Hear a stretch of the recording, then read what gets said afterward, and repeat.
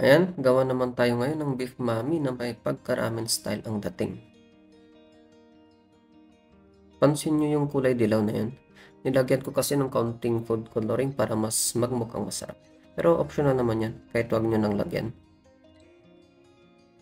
Pero cut lang natin gamit ang manipis na blade ng cutter.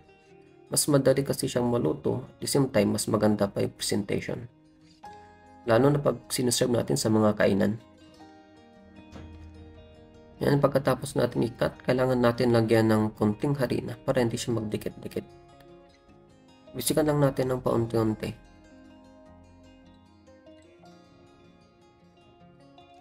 Ganito ginagawa ko bago ko itabi. Pinapaikot ko lang, parang pangitlogan ng ibon. Maganda yung ganitong sistema lalo na sa mga nagnenegosyo ng mamihan. Isang ikot lang na ganyan, good for one serving na. Ito na yung finished product. May mga food coloring pa na hindi nahalo ng maayos pero mawawala naman yan once na naluto na.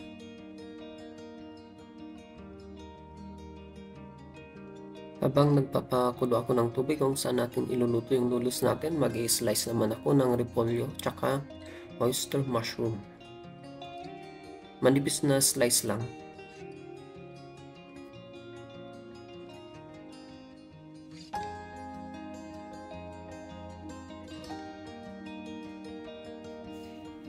Ganon din sa beef, dapat manipis lang na slice. Papakuluan natin yan mamaya, mga 1 to 2 minutes lang.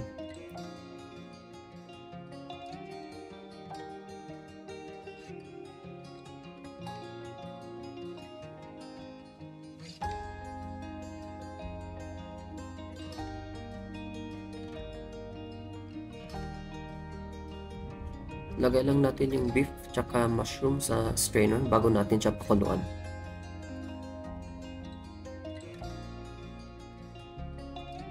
Boil lang natin ang noodles ng mga 1 minuto lang. Same din sa beef natin, mga 1 minute boiling din. Tapos yung mushroom, nilagay ko na doon mismo sa sabaw. Kahit pakuluan natin ng medyo matagal-tagal yung mushroom natin kasi mas matagal siyang maluto. Luto na yung noodles natin. Strain lang natin para matanggal yung excess water niya.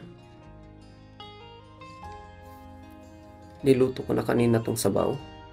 Sa mga gusto malaman ang recipe ng sabaw natin, comment lang kayo.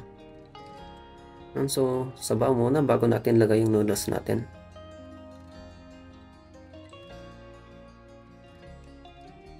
Ginagamitan ko siya ng chopstick para ma-align, para mas maganda naman yung presentation.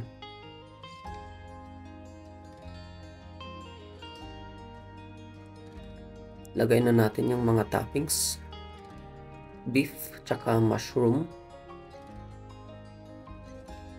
tapos yung itlog,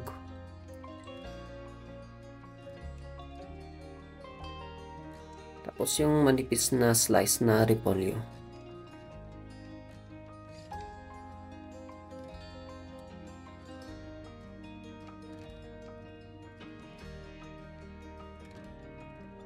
Kaunting toasted garlic para mas bumango. Tapos syempre hindi mawawala ang chili paste natin. Sa mga interesado naman sa noodles dough tsaka sabaw recipe natin, comment lang kayo. Gagawa natin yan ng video each para di ganun kahaba ang video tutorial natin.